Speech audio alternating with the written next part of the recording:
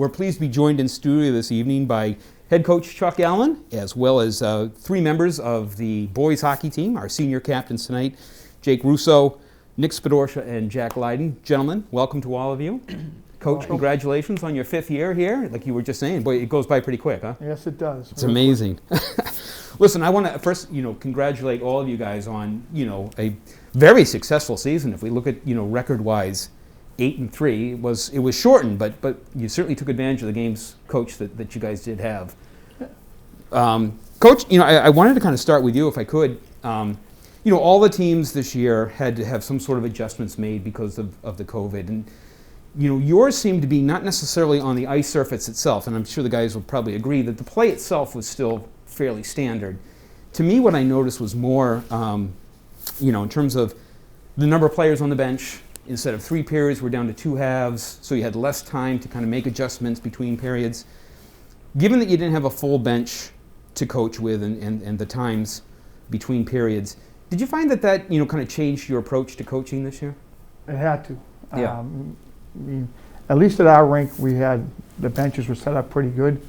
I mean, the kids are just right outside. But you go to other rinks, some of the rinks were real bad. Like, the Framingham rink was atrocious, hard to do it. But I think it took a while for these kids to adapt to it too, and because they come off the ice and they want to, just sit down, and I'm telling them you got to get off. So it was different this year, but the kids adapted pretty well to it. You in terms of I know a lot of times you make adjustments during the game, as things are happening between teams. And sometimes you have those 2 periods, to make some of those adjustments and talk to the guys. You only had one this winter. How did that kind of, how did you make those adjustments, not having the extra time to make whatever adjustments you needed? I think when you look at the whole thing of it is, the most coaching you do is when you have everyone on the bench. Right. Even the kids that don't play as much too, they listen and they can see what's going on. Here it was, it was very tough. Like even on a board, to show them a board, you couldn't. I mean, I didn't have time to walk outside. We had one coach, Coach Folan, doing the defenseman, and then we had Pebbles, who was kind of out there monitoring to get kids to come up and all that stuff. But I guess the reason why they went to 2 periods was because of the coronavirus. And, right. You couldn't go to dressing rooms. There's nowhere to go. In certain rinks, I mean, we had more room than most other rinks. Yeah. So I think overall, I I was happy that we got all 11 games in. Oh yeah. And I think the adjustment, it took these kids. We started off 1-3, and then we won 7 in a row. Yeah. So I think, to make a long story short, is Norwood's always a close team.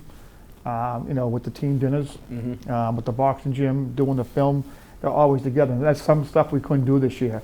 So it took us a little while, and then when we did, we ended up winning 7 in a row and finished off at 8-3. Yeah, you finished extremely strong this year, and I'll turn it to you guys. Coach mentioned you were fortunate enough to play our home games this year at the Skating Club of Austin, and I'll just throw it to any one of you guys. Your thoughts about stepping on that ice for the first time. I mean, it's just a beautiful facility. Jake, what was it like to be able to kind of like lace them up and get out there for that first time?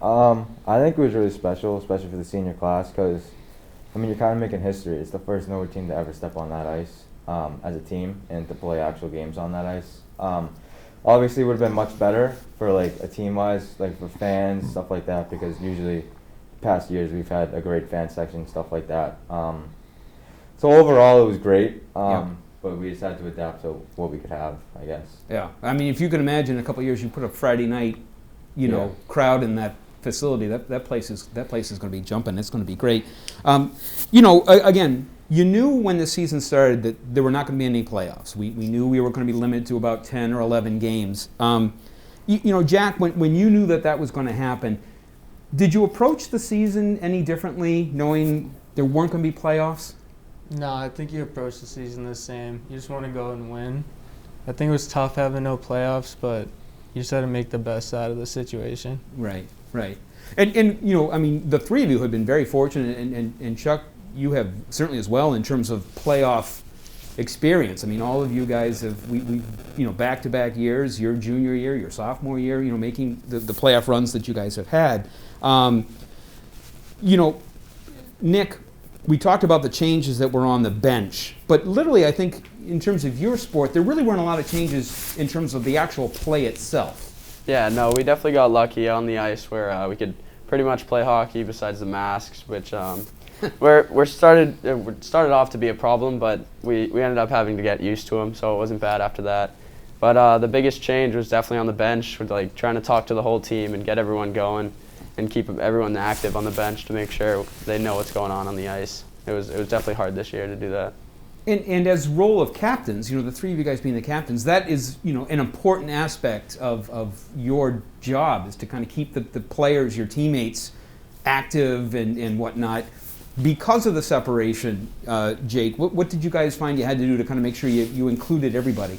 We were really vocal, it sounds kind of dumb, but we were really vocal, on text. We had a group text going the whole entire season because we couldn't have, meetings or anything like that. Like Coach said, we couldn't have film, we couldn't have meetings, we couldn't have boxing gym, anything like that. So we just made sure we were all really close, and especially on the ice we were talking, on the bench as much as we could, we were talking. But as captains too, in between periods, we would each walk around to every single guy, tell them what they can do, tell them they're playing good, just little things that we could do to help, I guess. Yeah. Coach mentioned, things started a little rough. You had that tough 5-1 loss to open the season against Hopkinton, but and then ironically you go up there on Saturday night and beat them 8-1. So you just didn't know what was going to happen. But then you dropped 2. Jack, was there any concern at 1-3 in terms of the season? No, we've started the season like that before, and we always end up coming back. So I think we're just adapting to it, but we ended up doing good. And Nick, you guys certainly did, as Coach said. You rattled off. There's 7 straight wins, and I just want to kind of ask a little bit about that last game because I was able to call it, Nick, with your brother, and I think that was probably, Coach, one of the best games of the season with 2 really good teams. You were supposed to play Dedham, and that didn't happen. So how did you manage to squeeze that Medway one in there? Dedham obviously was shut down, and we were on the schedule. Who we play Wednesday? We played Westwood, but that was a makeup game. Right. So the Medway coach, when he found out he was supposed to play Dedham Wednesday night, called me and asked if we could play Wednesday night because our game wasn't on the Mass High School schedule yet because it was a makeup game. And I said, we're playing. And then Saturday, I said, the only day we can play it, if we get permission. Obviously I had to talk to Mr. Longley about it. And the ADs talked, and that's how we got it to go. So it was great to play Medway at the end. It really was, because and we thought it was going to be really a great test of 2 good goaltenders. Medway's got a fantastic goaltender. Norwood certainly does as well, and it really kind of a 3-2 game with a lot of end-to-end action. For you guys, knowing that Medway was it, you knew that this was it. That 4 years goes by, and I'm telling you, unfortunately, it gets faster as you get older, fellas. So, Coach and I will attest to that. But, Nick, knowing that this was going to be your last game as a Norwood High School Mustang, the last day you're going to put on that sweater, what's going through your mind as you're coming to the rink for that last one? As a leader, I just wanted everyone in the game and having everyone focused and playing for us and putting them in my shoes while I was an underclassman, playing that last game for the seniors, making sure they go out with a bang. Right. So I just wanted to make sure that everyone's head was in the game and focused, came ready to play. Yeah, and you certainly did. And Jack, what were you thinking? I mean, you've had a fantastic career up here at the high school. Again, when you step on that ice for that to start off that first period, knowing that this is it, each shift is going to be you're getting closer and closer. What's going through your mind there? I mean, I think when you're playing, that's not really the first thing on your mind because you just want to win. But as the game goes on, you start realizing it, and every shift starts to count. Yeah. So it starts getting sad towards the end. Yeah. Now, Jake, I believe you got the game winner with a couple minutes left. I mean, it was a fantastic finish. As that clock is winding down, we're either at 3-2 or 2-2. As it's winding down, and you know how much time is left, you go, this is it. I've got 2 minutes left in my career. I'm kind of asking folks what's in their mind. Are you thinking about that while the clock is ticking down? I mean, it kind of depends. I mean, I definitely was thinking about it, and then there was a part of me where I just wanted the 2 minutes to come up because I wanted to win the game. Yeah. So, I mean, they pulled their goalie with about 2 minutes left. That's and right. we just played it out from there. But yeah, it was definitely on my mind at some point until the final horn rang, and then it Yeah. really hit me then. It does. It does. And and finally, Nick, it was interesting to watch because I've had sons that have gone through it, and you watch it as it winds down.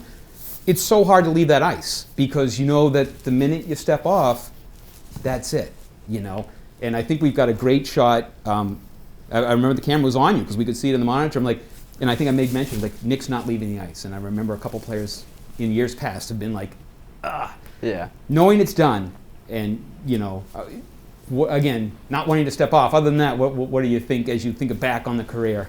I mean, I was thinking at the beginning of the second half, like I was like, this is the last time stepping on the ice with a Yep. Mustang jersey on, and I just like standing there at the door, just taking it all in, Yep. remembering like making the team sophomore year, Yep. getting pulled up freshman year to be practice squad, and it just like having the bond with the whole team and making that family there was just so surreal. Yeah, they are lifetime memories, that you guys will have forever. I mean, it's a special thing that you guys are going to have, and I think I said this on air that, Coach, and you've been, here for us with 5 years, but the players that come through this system and go and graduate have always held up the sportsmanship and whatnot, and really carried a lot of pride in that jersey when they wear it. And you graduated 11 guys this Correct. year. These are just 3 of them. Talk to us about the other 8. In terms of this seniors class and what it's meant to you. Well, having 11 seniors is a lot in the team. It is. This year we had 26 kids on the team, and we couldn't move kids up and down this year because of Right. the rules of the JV. But the seniors that we had, I've had a lot of these seniors for the past 3 years. They all mean something to you in a certain way. We had Brendan Matuka, for example. He was stepped in last year, and he had unbelievable 2 years. Yeah. I think he lost 6 regular season games in 2 years. Yeah. So you see that. Tommy Dooley, Max Shockey, Jared Shea. Who else, guys? Joey Demaray, my son Brendan. Demaray, that's Who got the goal. I mean, that was great. That was fantastic. But for the last game especially, it's always usually emotional in the dressing rooms. You guys, seen it the years before, and I even get emotional too because you care about the kids. It's the last time they're going to do it, but you couldn't ask for a better ending this year, the way we won. It really was. It's a script probably. I talked to Jake about it. Me and Jake talked about it. He's never going to forget that. His senior year, captain, scores the winning goal. I remember his dad said to me, how good could that get? Right. So those are the memories, and we all have our good days and bad days. Yep. These kids are probably, the only thing good about not having the whole bench this year, I couldn't yell at them as much, That's right. So, but I love all the kids. Yeah. You try to treat them all the same, but it's hockey. Yep. You Oh, know. Yep. So I'm gonna miss these guys, and and you go through it every year. You're gonna, You do. seniors. Yep. So You next kid has to step up, and next year hopefully we have fans, and these kids These come guys back. will come back, exactly. They come back and Yep. come to the games and all that stuff, and that's what it's all about. That's you right. know? That's right. It really is. And I'll wrap it up with you guys. Nick, I'll start with you. What are you going to miss most about Norwood hockey? It's definitely got to be the bond and the family feeling. As soon as you get into the rink, you can feel the bond. I mean, this year was tough, but like Jake said, we had the text message going like all the time. But in years previous, like with the pasta dinners, like we were a family. We were all brothers to each other, It's fun.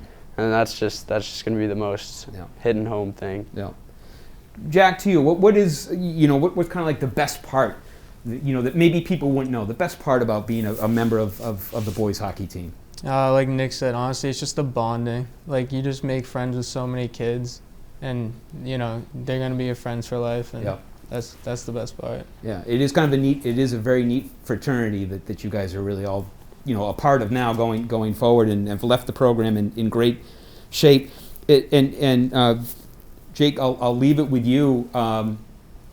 Looking back on your career here, your best memory. My best memory, I mean, obviously the playoff runs that we went on, Yeah. but probably more specifically was our first game sophomore year. We played Situate, and I ended up scoring the overtime goal in overtime, and it was probably like the best moment of my life. That was I'll wild. never forget it. That was a wild game. If I recall correctly, on that game, didn't you you had a skate malfunction to kind of start the game or Yeah, something? Yeah, I I- remember that. You Yeah, seen your I dad do. like flying out. Oh, yeah, I remember that, yeah. Yeah, it was rough. We had but a Yeah. couple of fixed it. weird things. Then we had the Yeah. national anthem thing down. Oh, Yeah. that's right. Down Yeah, you guys there. were part of that. Yeah, Was part of that's that. right. That went National. national. That's right. so That you know, stuff was some amazing. of those things there. Yeah. So you guys will have, all of you, Yeah. but to you three will have some fantastic memories to take with you. I want to thank you, Coach, again for the continued work that you and your entire staff put together. I know the JV team this year did very well, so that the future certainly bodes well for the program that you guys have continued to improve the program. It just continues to get stronger and stronger. And so, again, congratulations to all of you on fantastic careers up here at the high school. And we appreciate you all coming in this evening. Thank you. Thank you. Thank you. So I will want to thank again the boys high school hockey team for coming in tonight.